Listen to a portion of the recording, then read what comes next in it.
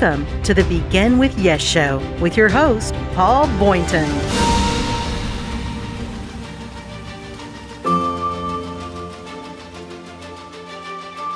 Hello, welcome to Begin with Yes. I'm your host, Paul Boynton, and I have had one of those weeks. And I bet if you're listening to this right now, you may know what I'm talking about. One of those weeks when everything doesn't go just the way you want it. Things surprise you, catch you off guard, and you have moments where you're feeling frustrated, discouraged, and even moments where you don't know what you should do. And one of the beautiful things that I love about Begin with Yes is that it doesn't require you to be in a happy place or feeling good or even feeling optimistic or hopeful. What it does require you to do is take those small steps anyways. And so that's what I've been doing this week. And the sort of payoff for that is not only do things get done, but you begin to feel better too. So that's a little bit about what's been going on with me. I am so excited to have a longtime friend of mine, Sandi Duncan, who, believe it or not, has been teaching me how to tap dance. At my age, I've always wanted to tap dance, so I said, Sandy, she's a dance instructor, among many other things, and she said, I'll teach you. So anyways, welcome, Sandy. Good morning. How are you, friend? Good. Good. I'm happy to be here.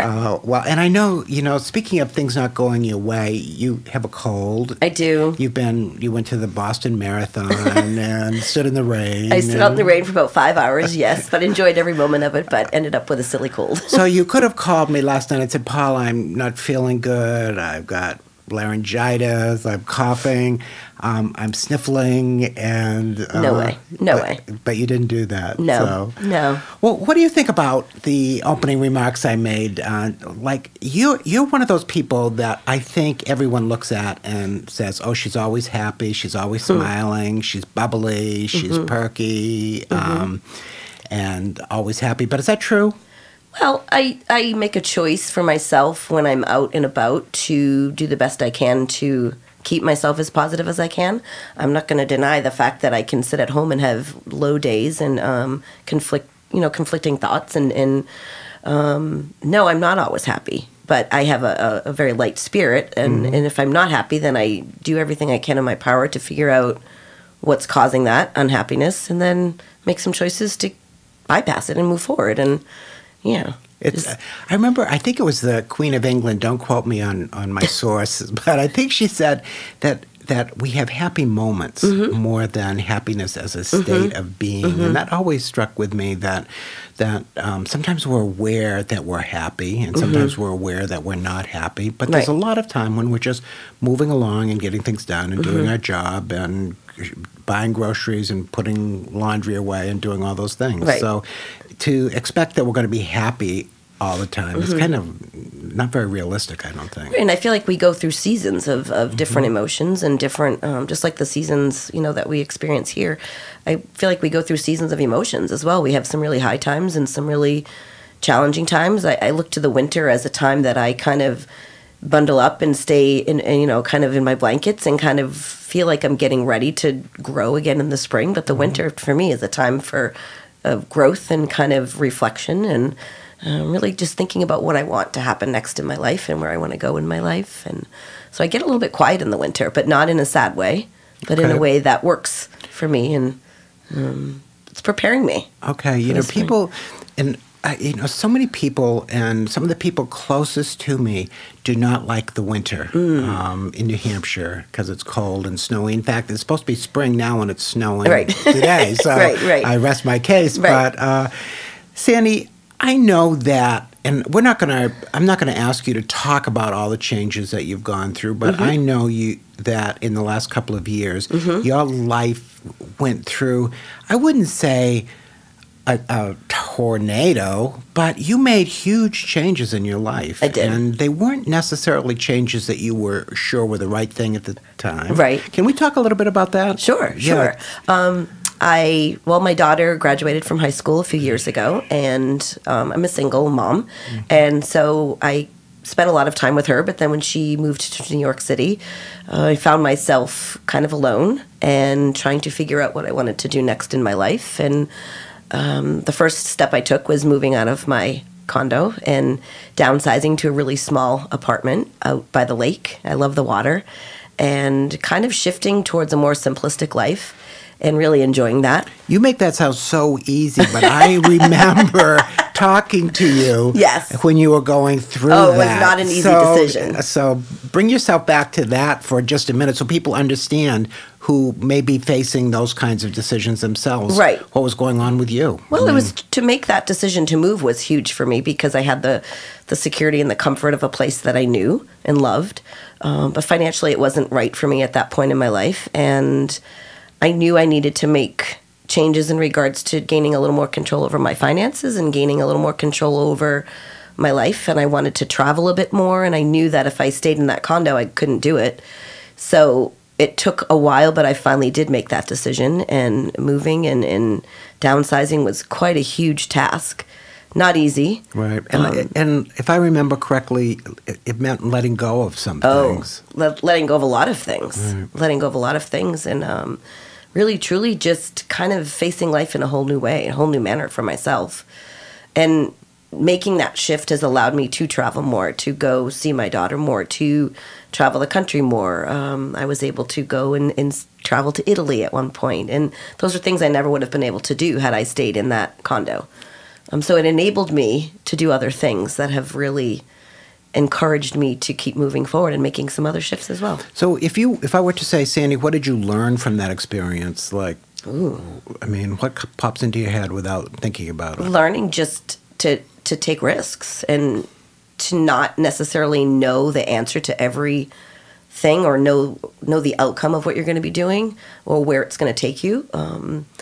Moving out here was interesting because our friendship, I was able to spend some time with you and get to know you more. And it's just really challenged my mind a lot. And simplifying life has really challenged my mind a lot as well. You know what I think of when I'm watching you and listening to you speak, but what it makes me think about is how often life does, no matter how much planning we do, life does not unfold the way we plan it. Right. So you can have lots of plans, right. And people do put, I know people who put so much energy into their plan that they never get to the execution phase. There's a famous author and business consultant, Tom Peters, who says, we have a strategic plan. It's called doing things. And I've always loved that because it puts the emphasis, and much like Begin With Yes does, it puts the emphasis not so much on the planning, but on the doing. Right. So I'm not saying don't be thoughtful about big decisions,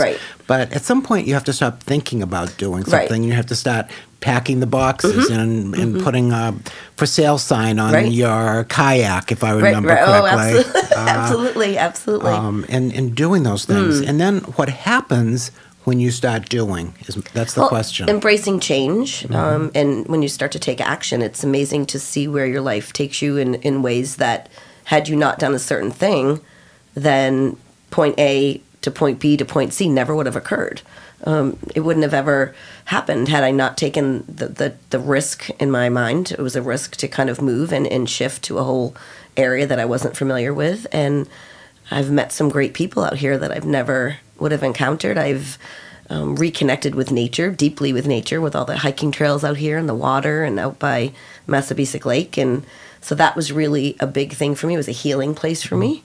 So it was, I don't know, I really embrace change. I stay open to it because I feel that it can take you to many different areas that had you stayed on the same path, you wouldn't have explored. It's almost like a detour. You know what? Yeah, a detour in the right direction. Right, absolutely, absolutely. Which is always an interesting thing. Sandi, I've known you for quite a while now, and this next question, I hope it doesn't catch you off guard, but if it does, I know you can handle it. Are you ever scared? Oh, all the time. Oh, you all the time, but scared in a good way. All right. So I look at being fearful as excited. Okay. All the time. All right. Scared to make change, but open to, all the time scared, but not to a point that it causes anxiety or anything like that. It's scared that it's the fear of the unknown, but Are you excited. sure you're scared, or are you just excited? No, I look at the word scared as excited. Okay. I've kind of shifted that. That's interesting because I've always felt, and certainly like all of us, we have fear and we're uneasy or uncomfortable about what the future is going to hold. But I've always recognized that feeling in the pit of your stomach, the feeling of being afraid and the feeling of being excited feel very much the same. And I think absolutely. sometimes, and you're smart to have done this, sometimes I think we say to ourselves, oh, I'm scared, when maybe what we are is excited. So you're excited about some things that we're not going to talk about right now because I want you to come back and talk to me again. Absolutely. But tell me, without revealing what we're going to talk about, how you're feeling right this moment. Optimistic. Okay. Excited, again. I guess facing a little bit of the unknown, and that's not really too much of an adjective, but facing the unknown, but totally embracing it. Are you ready? Absolutely. Anything holding you back? It could be just myself, All right. but I don't think so. Okay. No.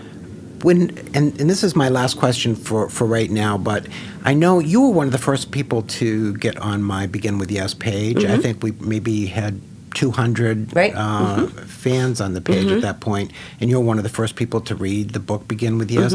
Can you just, for my benefit, give me a little feedback on how that book might have helped you? I feel like that book is a big, huge part of changing my life. Meeting with you in person and knowing how much you stand behind your word of what that book represents and how much you, pardon the term, but kick my butt in it with a kind, gentle, swift kick to the butt. I feel that book has really pushed me forward and encouraged me forward to take action. And if someone says no, then you say, no, I'm going to go on to the next and create yes in your life and not accept no. It's changed my life. It pushes me. It has really brought me to a new place in my life. Awesome. And I'm so grateful for that. Thank you for that. And you'll come back and we'll talk about your secret. Absolutely. That's not that much of a secret, but absolutely. Something exciting, though. Something exciting, That's yes. going to happen. Yes, All right. yes. Well, thank you so much for being with Sandi and I today, and we've had a wonderful time getting caught up, and we're glad that you could be part of it. And I know that you're sitting there listening, and you're thinking, I have dreams too, and I'm more like Sandi and more like Paul than not. And so what I want for you is what I want for me, and that is for good things to happen in my life. So we'll see you next time, and Sandi will be back and do her big reveal. You take care and have a great day.